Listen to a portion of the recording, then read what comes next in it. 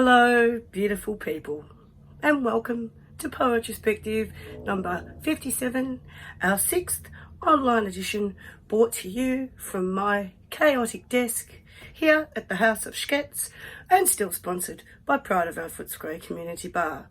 My name is Lish, your MC for the evening and organiser of this event. As you can see from the background here on my wall, I really do love Poetryspective, and I have been putting posters around my desk since the event began, but not all of them are here because I have so many now that they don't fit. But you get the general idea and now see how passionate I actually am about this gig. And speaking of passion and amazing events, tonight we have a fabulous feature for you, Mary Chydiriotis, and our wonderful open section as always, and a retrospective highlight set that I have put together myself with Bodassian, Meena Shamaly, Anthony O'Sullivan and Rhonda Crisp. Of course, I will tell you more about that later, but for now, sit back, relax and enjoy.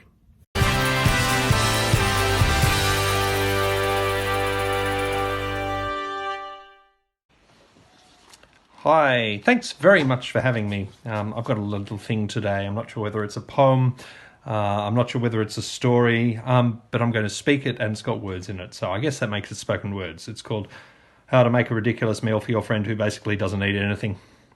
Your friend calls and she talks and you talk as is the usual order, and either you invite them to dinner or they invite themselves to dinner. But either way, it doesn't matter because you have no idea what you were going to feed them anyway. They're one of those friends who basically don't eat anything anyway. I mean, maybe they're gluten intolerant, diabetic vegans on a FODMAP's Keto Atkins inspired thing, but either way, they don't really eat anything anyway. Or if they do, they don't eat anything real anyway. I mean, have you seen what they put into that vegan cheese at the shops? If it's not plastic, it's really doing its best trying to be plastic. But that's not the point. The point is that you have to prepare a ridiculous meal for your friend who doesn't eat basically anything. And how do you prepare a ridiculous meal for your friend who doesn't eat basically anything? One solution could be to cook them basically anything, which is the one thing they don't eat. But what the hey, and at least they'll get some sort of masochistic joy in denying themselves at your meal. Oh no, food is against my religion today, that sort of thing. The other option might be to mail them and ask them to list their dietary preferences, which they probably would, because what other petty joys are left in their life once gluttony is gone. But then you might have to actually read their requirements and cook something. It probably looks like cardboard and definitely tastes like cardboard and essentially is cardboard. Cardboard is a very important food group when you don't eat basically anything. The doorbell rings, you open it and talk to your friend and they talk to you in the usual order. They come in and you offer them some cardboard. It's my first try at cooking cardboard, you say, but I'm afraid I haven't cooked the cardboard very well today. Oh no, I simply couldn't possible, says your friend. I'm off cardboard today. Thank you very much.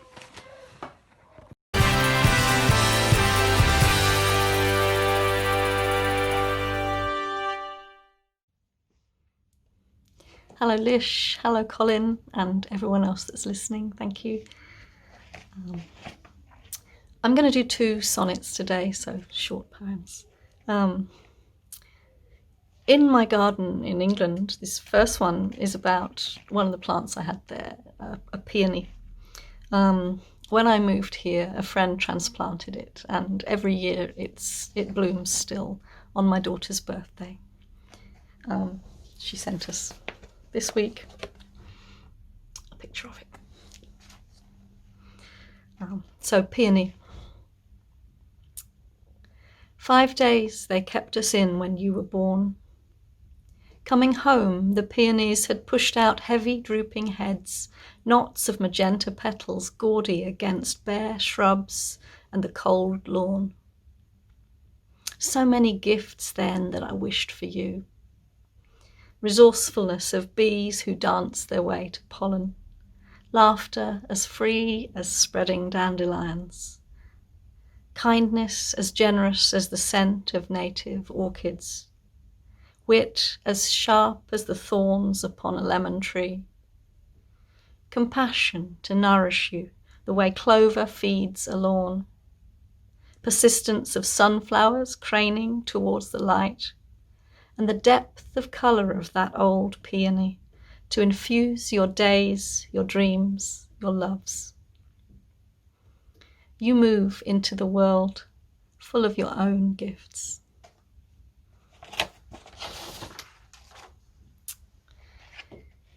This second one is a poem about a road trip in the west of Zambia many, many years ago, called the Liuwa Plains.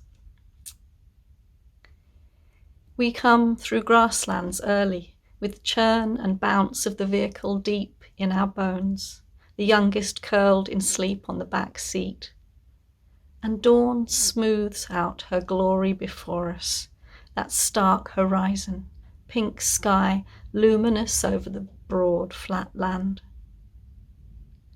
In silhouette, suddenly with ears as large as saucers, 6 wild dogs break out of 2 dimensions. We slow, we barely speak. Their round ears quiver like air around a tuning fork. They weigh our borrowed wheels, our irrelevance, then lope off unhurried, leaving the earth turning, fine-grained and glowing, the engine idling in the deep quiet of our awe. Thank you.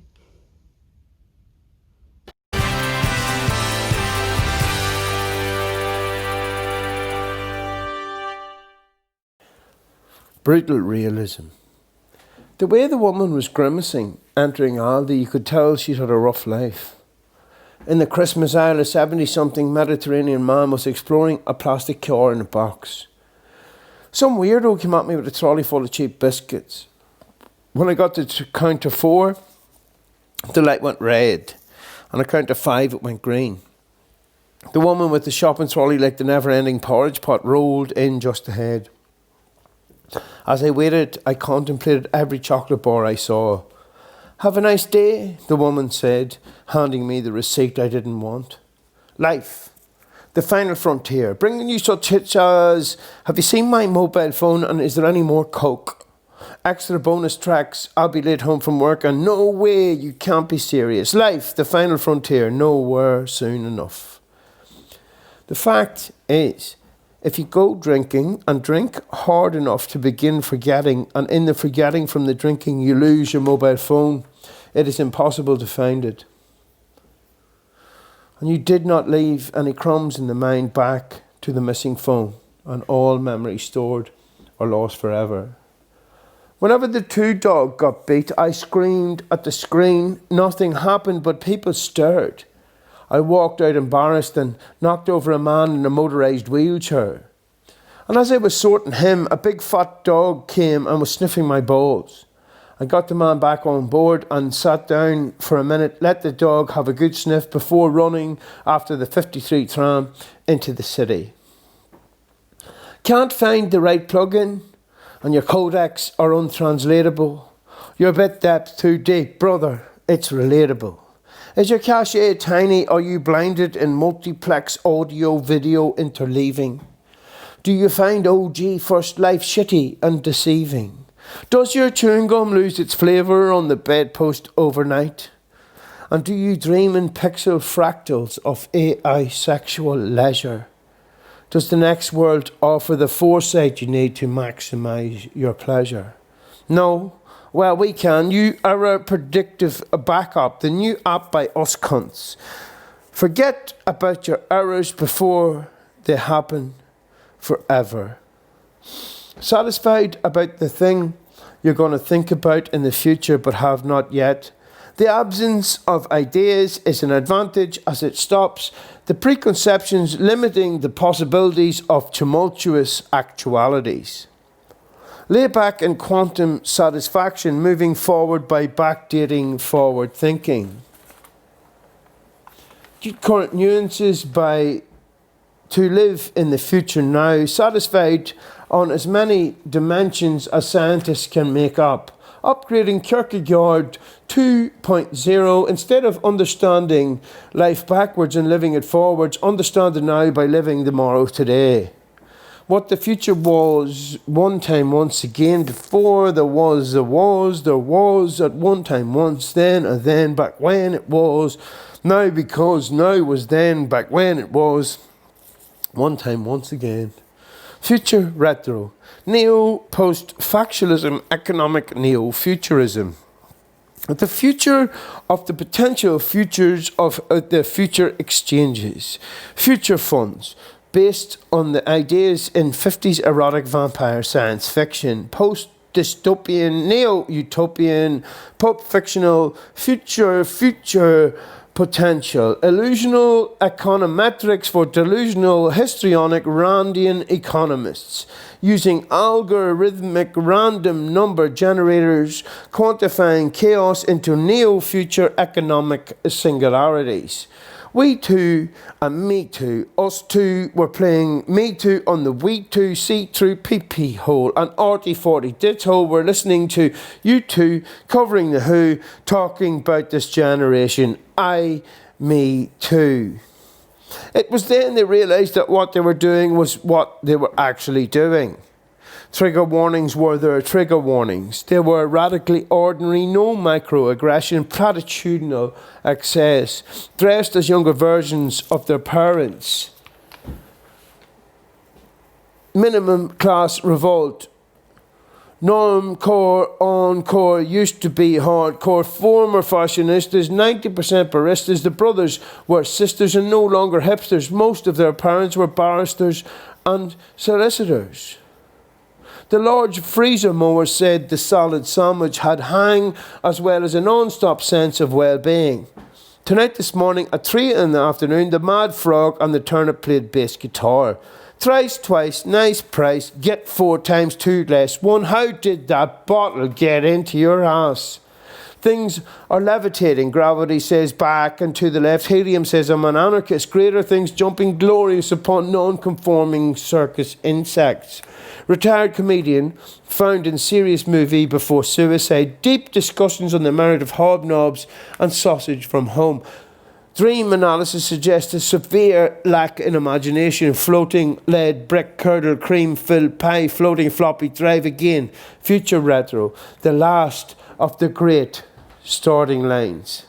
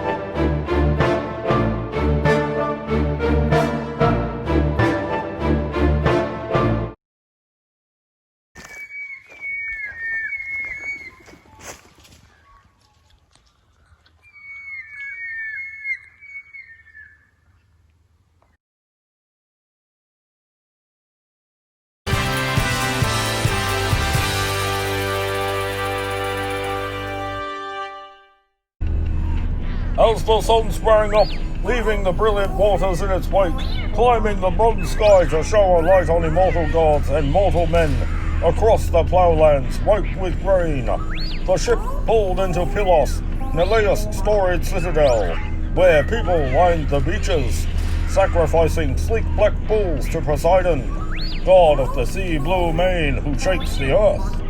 They sat in 9 divisions, each 500 strong, each division offering up 9 bulls, and while the people tasted the innards, burned the thigh bones for the god, the craft and crew came heading straight to shore.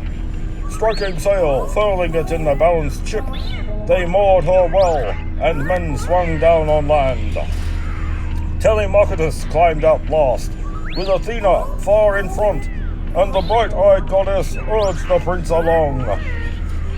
Telemachus, no more shyness. This is not the time. We sailed the seas for this, for news of your father. Where does he lie buried? What fate did he meet? So go right up to Nestor, breaker of horses. We'll make him yield the secrets of his heart. Press him yourself to tell the whole truth. He'll never lie. The man is far too wise. The prince replied, wise in his own way too. How could I greet him, mentor, even approach the king? I'm hardly adept at subtle conversation. Some my age might feel shy. What's more, interrogating an older man. Telemachus, The bright-eyed Athena goddess reassured him. some of the words you'll find within yourself. The rest some power will inspire you to say. You, least of all, I know, were born and reared without the gods' will. And Pallas Athena sped away in the lead, as he followed in her footsteps. Man and goddess gained the palace where the Pylians met and must. There sat Nestor among his sons as friends around them.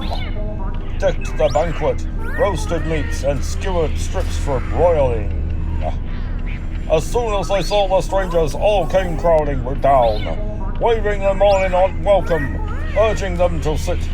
Nestor's son Pisistratus first to reach them, grasped their hands and sat them down at the feast, on fleecy throws spread out along the sandbanks, flanking his brother Thrasimides and his father. He gave them a share of innards, poured some wine in a golden cup, lifting it warmly toward Athena, daughter of Zeus, whose shield is storm and thunder, greeted the goddess now with an invitation. Say a prayer to Lord Poseidon, stranger. His is the feast you've found on your arrival. But once you've made your libation and your prayer, all according to ancient custom, hand this cup of hearty seasoned wine to your comrade here, so he can pour forth too. He too, I think, should pray to the deathless ones himself. All men need the gods, but the man is younger, just about my age.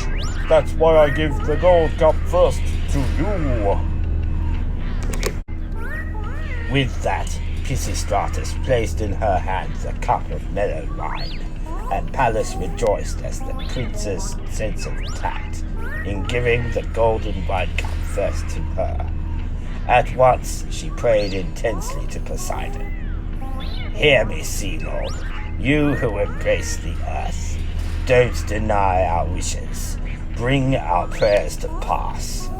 First then, to Nestor and all his sons grant glory.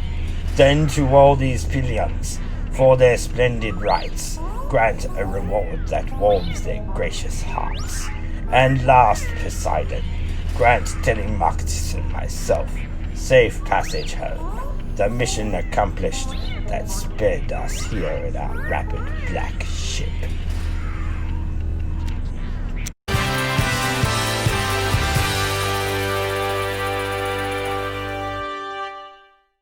It's 2 a.m, smoky pot haze, jazz dive bar, fire on the wrong side of dock railway, film noir, lipstick-stained whiskey glass, high-class femme fatale on a leather chaise longue, distressed, mood lighting, inviting me, speak easy over the crowd, so loud, pianoforte, haughty, detached but so alluring, purring like a panther, watching hat-clad musos, no trad here, improvisation, rhythmic bass, face screwed up, muted trump, sax, sexy, smooth, cool cat, drillby, hi-hat, toe tap, beat across the floor and slide to her side.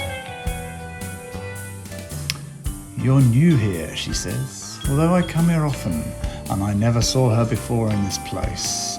Face unforgettable, eyes green, sheen on her long dress, legs crossed, fake lashes, my eyebrows raise and I stare, saying nothing, communicating plenty, deep soulful sounds embrace me, hold me, I think of all the times, in all the bars, bar this, bar that, and all the places I have been taken, not knowing, going willingly in trepidation, backseat road to somewhere, running free from modern life, leisure, simple pleasure, living for today, at last, any day could be your last. Temperature rising, body heat, proximity steaming, soaring, solo crowd, warm applause, pause. Back to beat, drum, slower than the trains out back, barely audible between tracks. She gets up to sing, smooth voice oozing, moving slowly. All eyes turned her way, hypnotic gaze, focused, hum of chat subsides. Room, captive bodies swaying, the moment staying, endless. Then splintered glass, crash breaks the spell. Barman blushing, pushing shards, the song goes on. Wrong time, right place, the pace slows further. Rapture set, done, she returns to the chaise longue, but I'm gone. Outside, night air, misty, smoky like the club, moving ninja black stealth in alleys, crack dealers peddle by metal dumpster dives, smells of rotting food, sweet to my nose, homeless city grows, I pass unseen or known, but shown no interest in me, slipping past the market stall holders, taking deliveries for morning, dawning, later for shoppers, busy fruit and meat treats, fresh baked bread, onward down the hill, past the park, still dark, brushing on the railings, feeling each one cold, shadowy cat, suddenly startled by my presence. I stand and take in the night, ending soon, and want to howl at the moon. Are you lost, mate? A voice in the shadows says.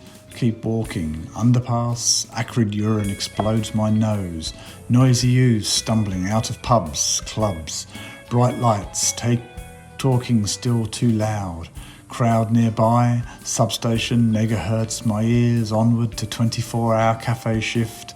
Workers, smokers, strong black coffee. Familiar, haunted people. Unknown names, recognition ritual, habitual, their day beginning, but no hard day's night, working for me. Car pulls up, engine stops, a door opens, and I awake. Light, streaming, from Archie, just a jazz dog dreaming.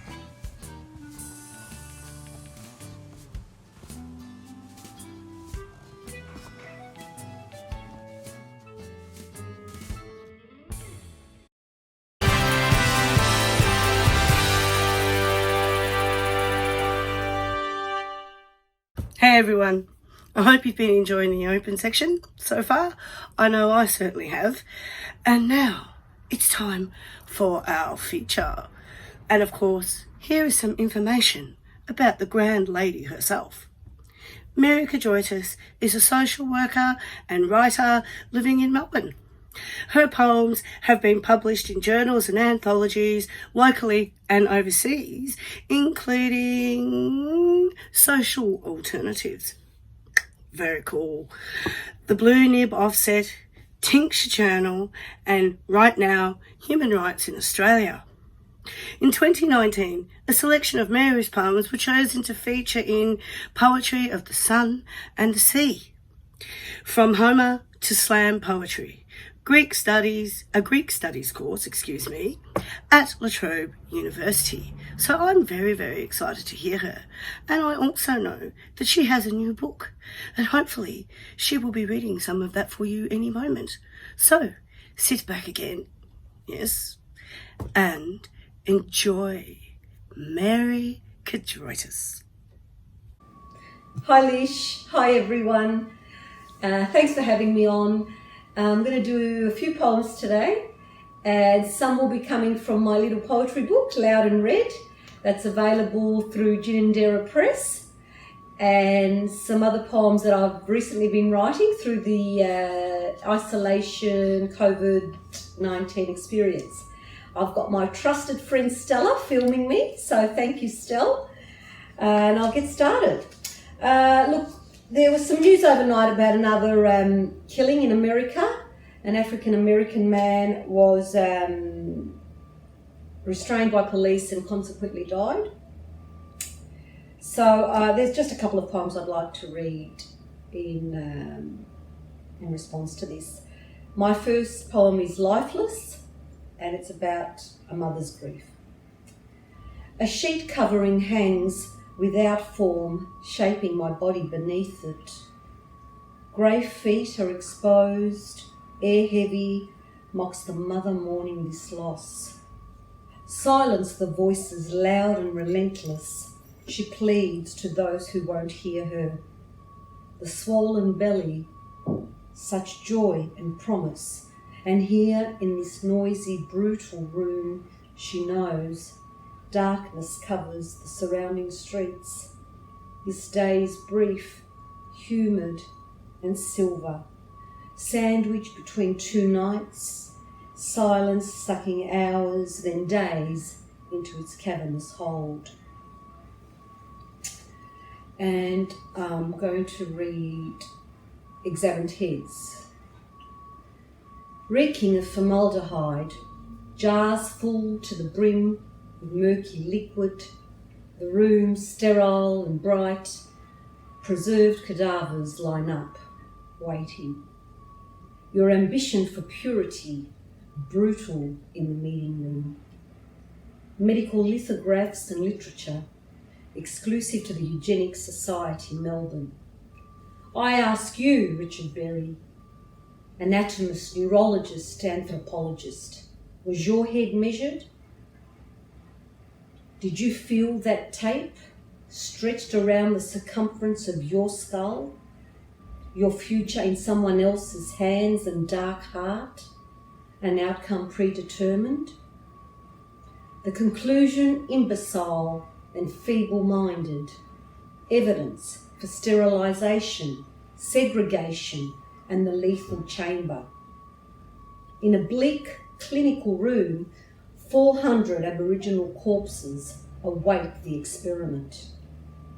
As you speak in a tongue foreign to most, believing you have the ear of God, I hear voices but cannot say whether the ghosts are women or men, black or white, impoverished or deceased. They sound the same. I cannot believe that slum dwellers, prostitutes, alcoholics and homosexuals had skulls smaller than your own. COVID-19, 2020, poetry in isolation. Antiseptic skies masked in grey, street noise hushed. Diesel fumes on leave. Coffee aroma lingers, threads its way through ethanol. Primagel Plus pumped, a doctor in blue garb, his face covered, clean white, Mediterranean hues. I'm feeling the sun. At the elevator, he presses the button. Sanitise. Doors open, we adjust our masks, no more than 4, stand apart. Ascending in heady chlorine. 3rd floor, west wing, day procedures. Sanitise. In the waiting room, a barrier. Protect office workers, protect us. The new normal. A sign signals every second chair empty, blue curtain, a shield in battle. Sanitise. The ward astringent, medicinal, near empty. One stronger in numbers, now safer alone. Limit visits, sanitise. Step out, breathe in the organic air, still blue skies beckon. Spicy and resinous, minty and herbaceous, subtle, earthy, woody, rich. New normal catch-up. Saturday night and I prepare for our catch-up. A cocktail glass stands, ready, in enthusiasm. Double shot vodka, Cointreau, cranberry juice, a hint of lime. A smoke-filled room encased in laughter and music. In my mind from another time. Alicia Keys sings about leaving Brooklyn and being inspired by bright lights. Empire State of Mind. I throw my never-worn damson blue pantsuit on the white cotton sheets. Choose an elegant pearl necklace and earrings. Mismatched, they make for a funky ensemble. 23 minutes to 7, I gulp the drink and pour another. Months ago, an $18 Cosmo would have sufficed. Now 2 for 1 at bottle shops. Free delivery. It's cocktail paradise. Hair iron heats. I apply eyeshadow and mulberry red lipstick. My bunny soft slippers are on standby near the laptop. My recent book purchases stacked for show and tell. 12 minutes to 7 and my hair still looks frizzy. 5 minutes to go.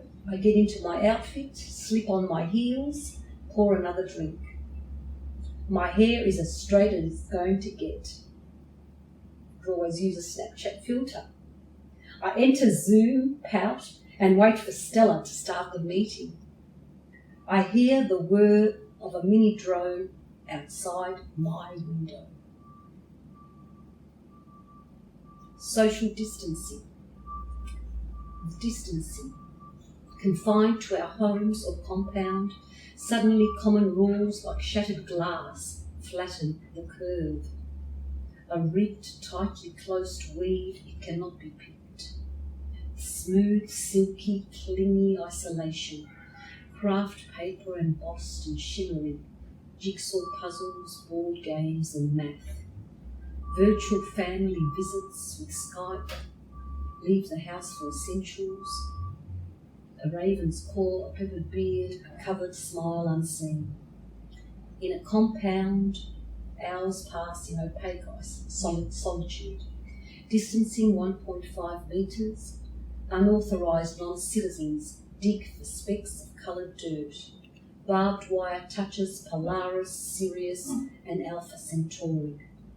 A school teacher, a man of faith cries, Inshallah. Okay, I'll read a few from my Greek adventure. Athens intercity bus terminal, where people wait to leave, the air thick with diesel fumes, humidity and human sweat, walls grimy, dead insects, paint peeling. She paces up and down, flesh marked with eczema, bright red hair outgrown, toilet paper in hand, urging people to buy her wares. She also reads palms and tells futures. Koritsini, my girl, let me show you your destiny. I refuse her offer, follow her to the toilet block, wide-eyed at this woman. Motion her away from the putrid stench. My shorts and running shoes betray that I too am from far away. Από πού ήρθες, she asks. Where have you come from? My accented Greek, my foreign stamp.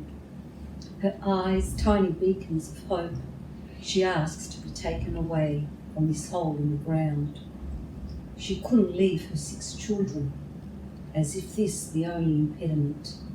In the bus queue, a fight breaks out. I see 2 young men scuffle. The noise rises to a crescendo.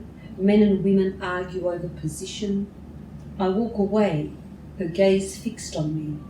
She urges me to return for a reading, and that my future husband's name begins with J.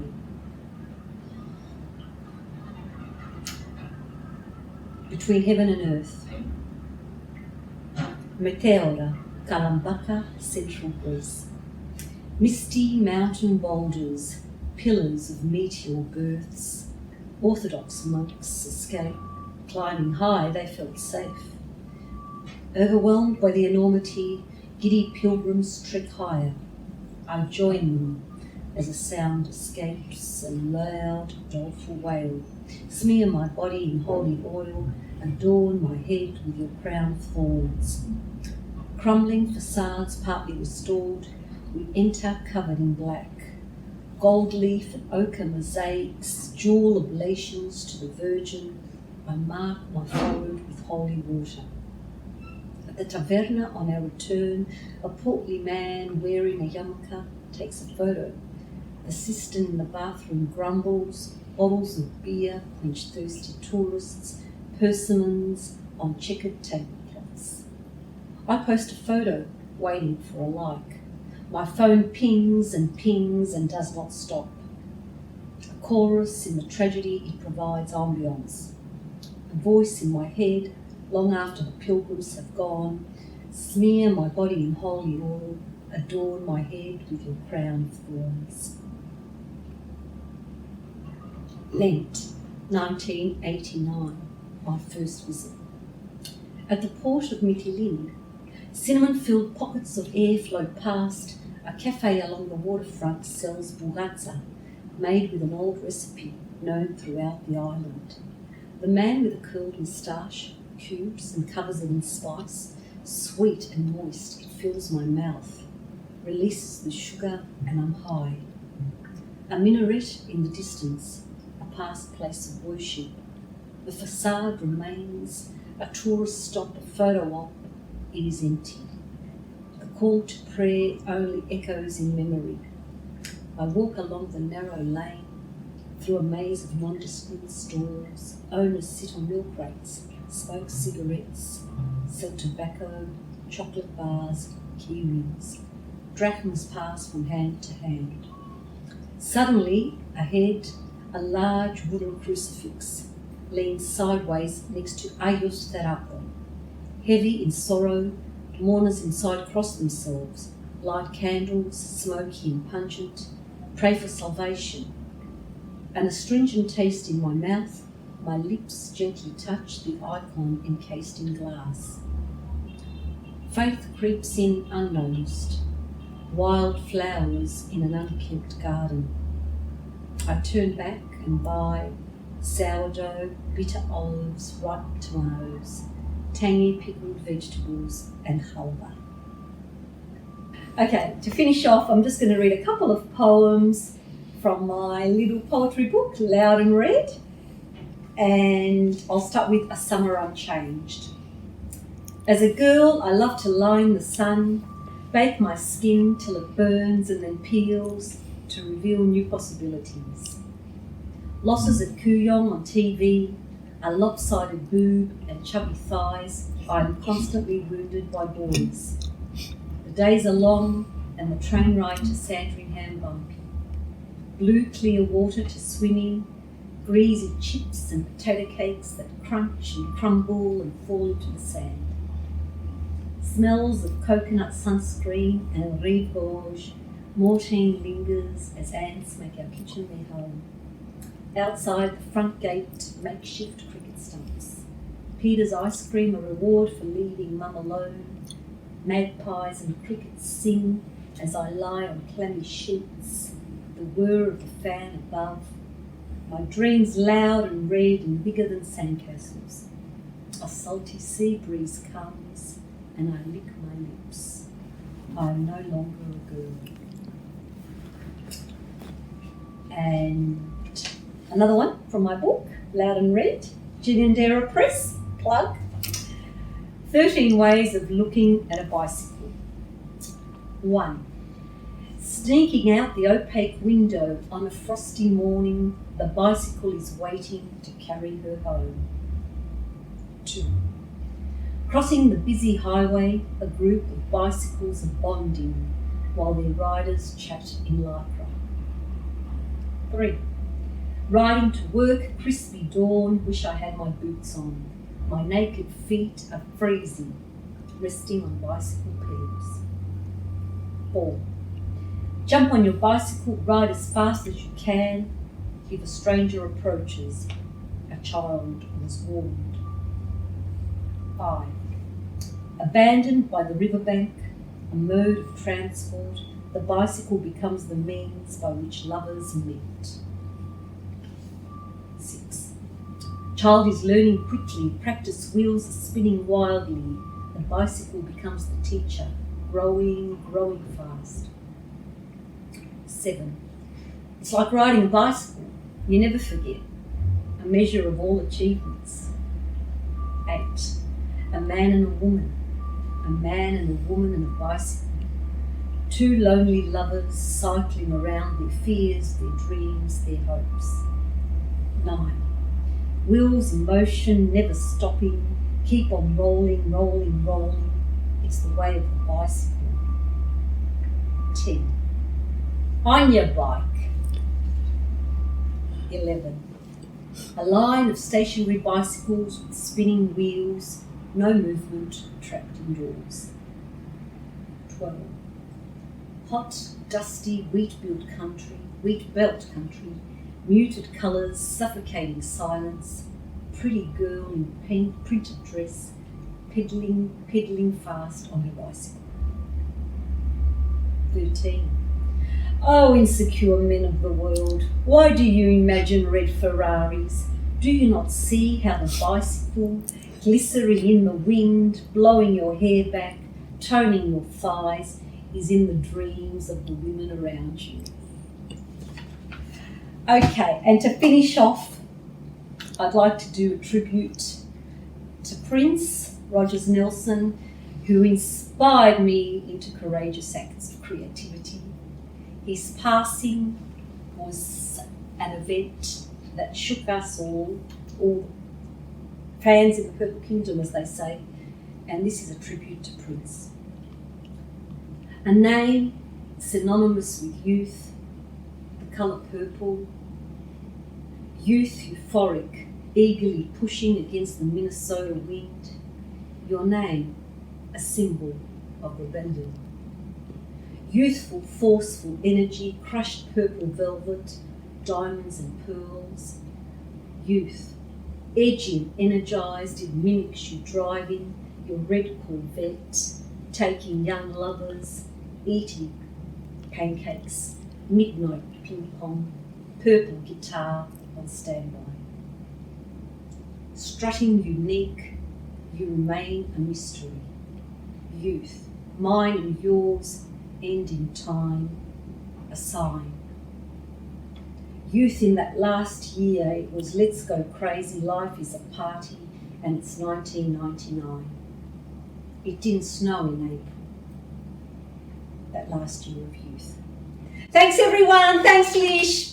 See you all in person soon. Bye.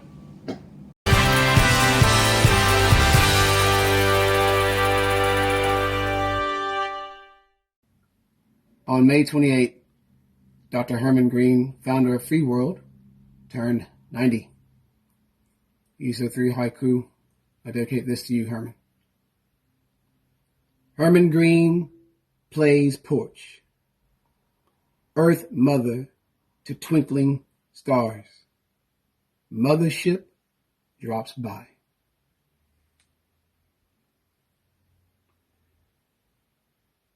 There is no safety. Sweetness must embrace bitter. Love humanity. This is for everyone who's survived.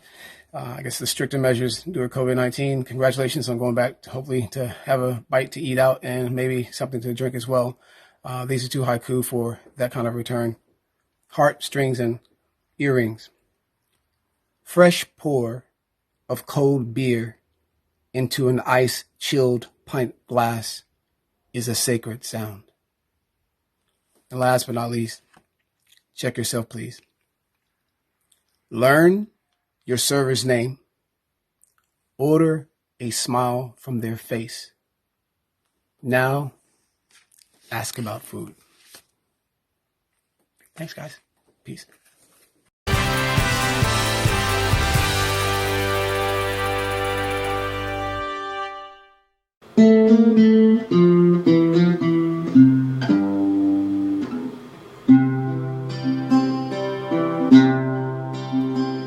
On a distant shore, miles from land, stands the ebony totem in ebony sand, a dream in a midst of grey, on a far distant shore.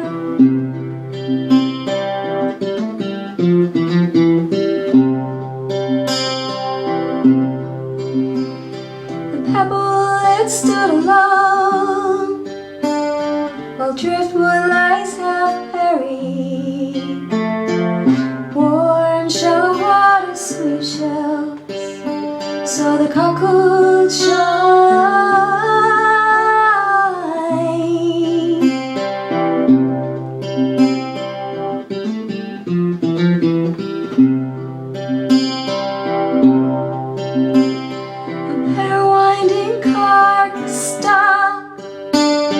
Shimmers as flies scoop up me, an empty way. Dry your tears.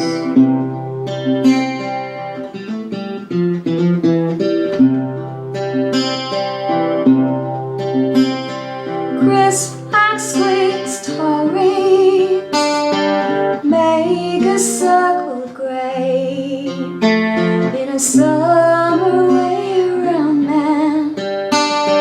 Don't you drown.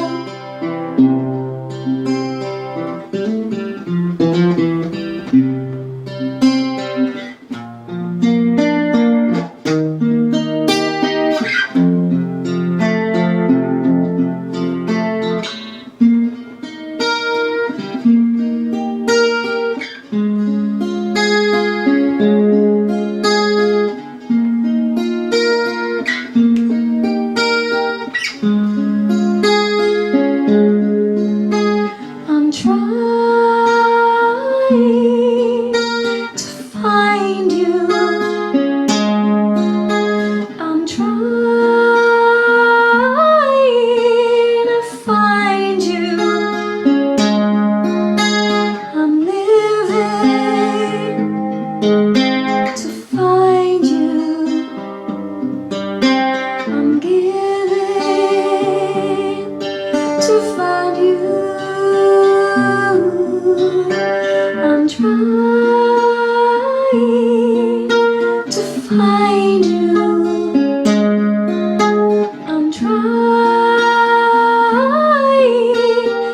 find you. I'm living to find you. I'm giving to find you.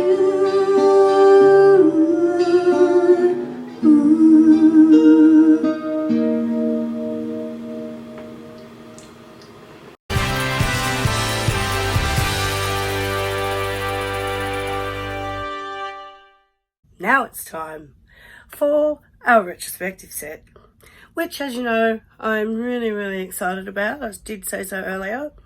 And of course, we have the wonderful Rhonda Crisp reading Anne Sexton. I must say that she did a fantastic job, so you'll really enjoy that.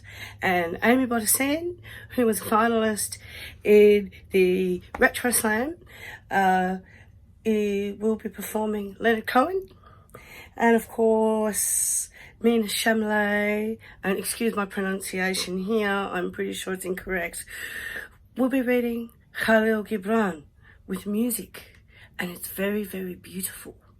And then Anthony O'Sullivan, that's right, the Anthony O'Sullivan, who is one of the 3 MCs at the P-Word sessions, will be reading a poem by Peter Bukowski. So that is going to be absolutely wonderful. Again, sit back, relax, and enjoy.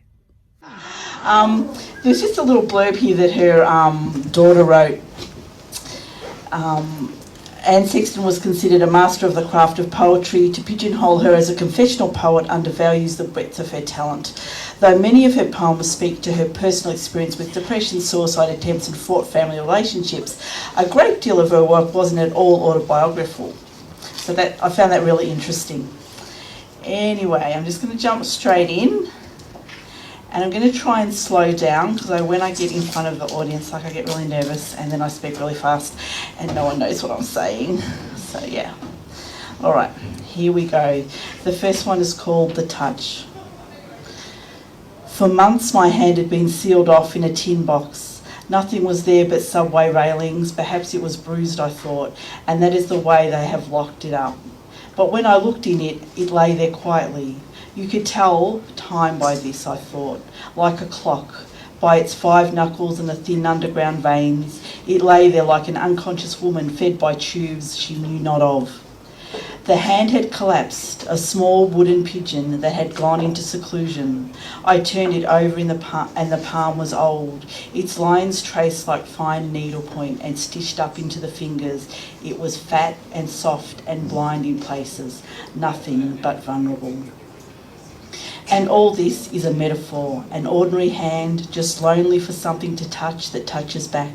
The dog won't do it. Her tail wags in the swamp for a frog. I'm no better than a case of dog food. She owns her hunger. My sisters won't do it. They live in school except for buttons and tears running down like lemonade. My father won't do it. He comes with the house and even at night he lives in a machine made by my mother, a well oiled by his job. The trouble is that I'd let my gestures freeze. The trouble was not in the kitchen or the tulips, but only in my head. Then all this became history. Your hand found mine. Life rushed to my fingers like a cold blood clot. Oh, my carpenter, the fingers are rebuilt. They dance with yours. They dance in the attic and in Vienna. My hand is alive all over America. Not even death will stop it. Death shredding her blood. Nothing will stop it, for this is the kingdom and the kingdom to come. So, thank you. So Anne Sexton wrote a lot about, I think she was quite controversial for her age because she was from middle class family background, and she ended up having a postnatal depression after she had her daughters, and then was quite irreverent in the way she spoke about her depression and her insanity and her affairs, and was quite open for a woman of that era. Like, that was just coming into the 60s, into the sexual revolution. So yeah. Anyway, this is called The Kiss. My mouth blooms like a cut. I've been wronged all year, tedious nights, nothing but rough elbows in them and delicate boxes of Kleenex calling cry baby, you fool. Before today, my body was useless. Now it's tearing at its square corners, it's tearing old Mary's garments off, knot by knot. And see, it's shot full of these electric bolts. Zing, a resurrection. Once it was a boat, quiet, wooden, with no business, no salt water under it, and in need of some paint. It was no more than a group of boards, but you hoisted her, rigged her, she's been erected. My nerves are turned on, I hear them like musical instruments. Where there was silence, the drums, the strings are incurably playing. You did this, pure genius at work. Darling, the composer, has stepped into the fire.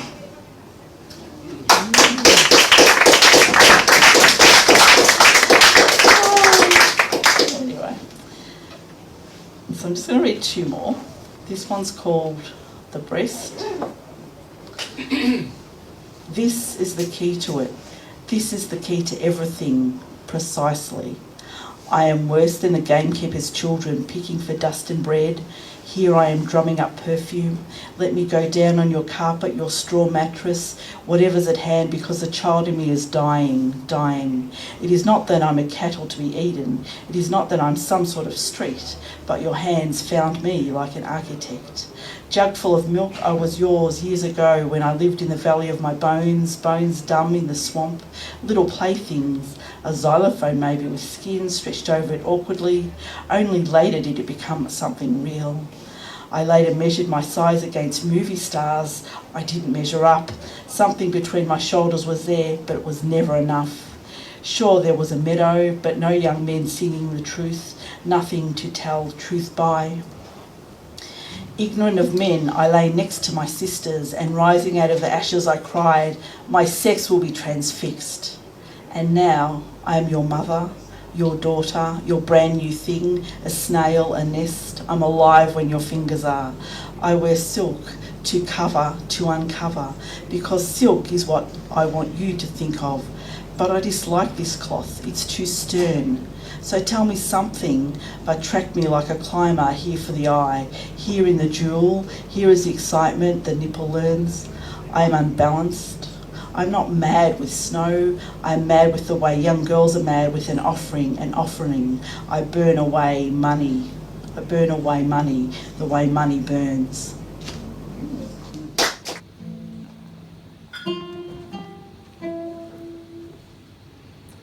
Then said El Mitra, "Speak to us of love." And he raised his head and looked upon the people, and there fell a stillness upon them. And with a great voice he said, "When love beckons to you, follow him, though his ways are hard and steep. And when his wings enfold you, yield to him, though the sword hidden among his pinions may wound you. And when he speaks to you, believe in him, though his voice may shatter your dreams as the north wind lays waste to the garden. For even as love crowns you, so shall he crucify you. Even as he is for your growth, so he is for your pruning. Even as he ascends to your height and caresses your tenderest branches that quiver in the sun, so shall he descend to your roots and shake them in their clinging to the earth. Like sheaves of corn, he gathers you unto himself. He threshes you to make you naked. He sifts you to free you from your husks. He grinds you to whiteness. He kneads you until you are pliant. And then he assigns you to his sacred fire, that you may become sacred bread for God's sacred feast. All these things shall love do unto you, that you may know the secrets of your heart, and in that knowledge become a fragment of life's heart. But if in your fear you would seek only love's peace and love's pleasure, then it is better for you that you cover your nakedness and pass out of love's threshing floor into the seasonless world where you shall laugh, and not all of your laughter, and weep, but not all of your tears. Love gives not but itself, and takes not but from itself. Love possesses not, nor would it be possessed, for love is sufficient unto love. When you love, You should not say, God is in my heart. Rather, I am in the heart of God. And think not you can direct the course of love, for love, if it finds you worthy, directs your course. Love has no other desire but to fulfill itself. But if you love and must needs have desires, let these be your desires. To melt and be like a running brook that sings its melody into the night. To know the pain of too much tenderness. To be wounded by your own understanding of love. And to bleed willingly and joyfully. To wake at dawn with a winged heart and give thanks for another day of loving. To rest at the noon hour and meditate love's ecstasy. To return home at eventide with gratitude. And then to sleep with a prayer for the beloved in your heart and a song of praise upon your lips.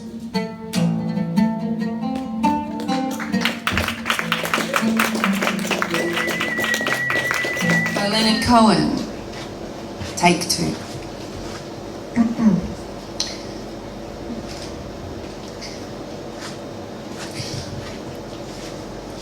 Suzanne takes you down to her place near the river. You can hear the boats go by and you can spend the night beside her. And you know that she's half crazy, but that's why you want to be there. And she feeds you tea and oranges that come all the way from China.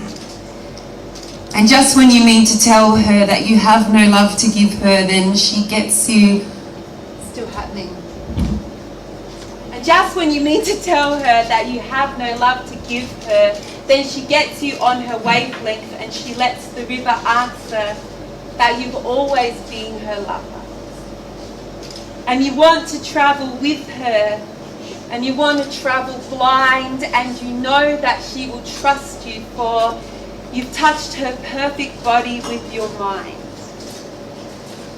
And Jesus was a sailor when he walked upon the water, and he spent a long time watching from his lonely wooden tower. And when he knew for certain only drowning men could see him, he said, well, all men will be sailors then until the sea shall free them, but he himself was broken long before the sky would open, forsaken, almost human, and he sank beneath your wisdom like a stone. And you want to travel with him, and you want to travel blind, and you think maybe you'll trust him, for he's touched your perfect body with his mind.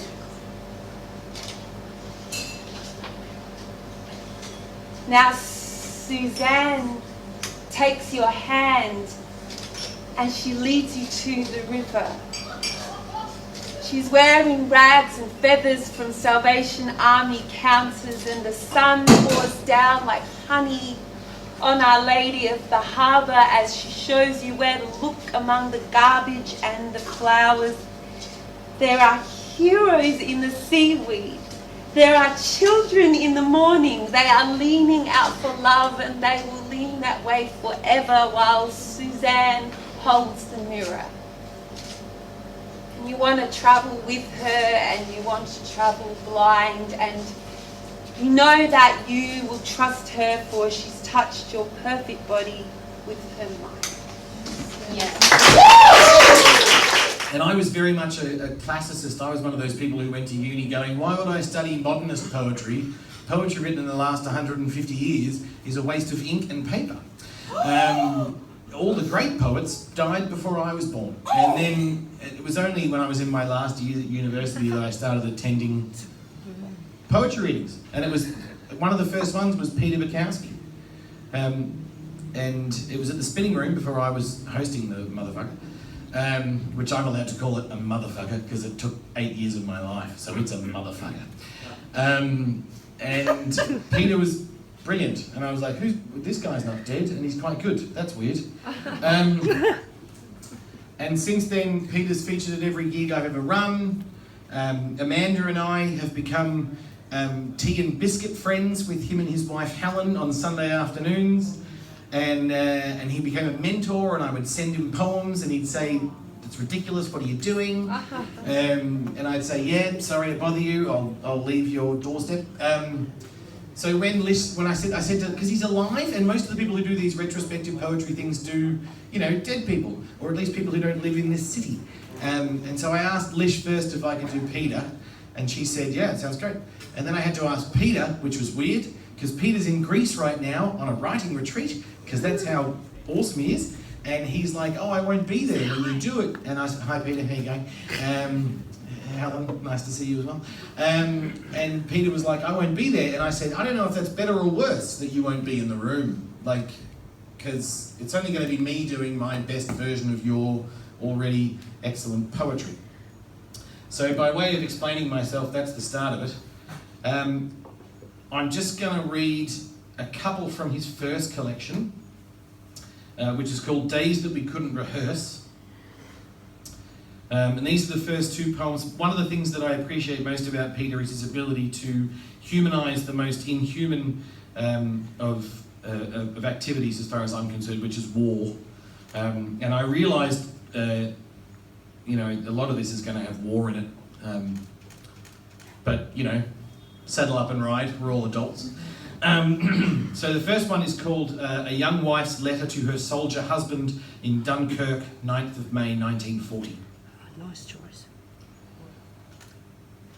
With my index finger, I trace the distance to you on the map in the bedroom. At night, I fly to you, and together we fall to soft grass, only to be torn from our union by the explosion of the alarm clock. These mornings, reaching for a work dress in the wardrobe, I make the sad music of empty coat hangers. Look again to the chair at which we threw the clothes we were always shedding. There's the hurried application of bartered lipstick, and I hurtle down the stairs to Rue de Rivoli, join the squash that is the 8 a.m. bus. Work at the munitions factory remains an assembly line for rumours and gossip. Some of the other married women have taken lovers, males too young or old for the war, or who have bribed the right official. But I don't want such men. I want you in this city. Our history deepened by conversation and children. The sharing of everything, not just letters, their sentiments maimed by the censor. Yet, here I am, with envelope and irony, sending you another letter, placing a flower from this cruel spring between each page.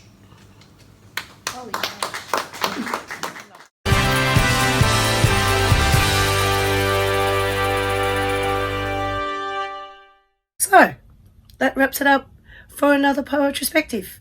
I hope you all enjoyed tonight. I certainly did. A big shout out and special thank you to our feature, Mary Chydiriotis. Girl, you were divine. And of course, the retrospective highlights, all wonderful. The open section was fabulous. And you, our audience, especially, are very important, because without you, who would we be reading and performing to? And in a fortnight's time, it's going to be extremely exciting. On June 16, the feature is a surprise, so you will have to look online for that, and there will be several announcements and a lot of advertising to get you even more excited. Yes.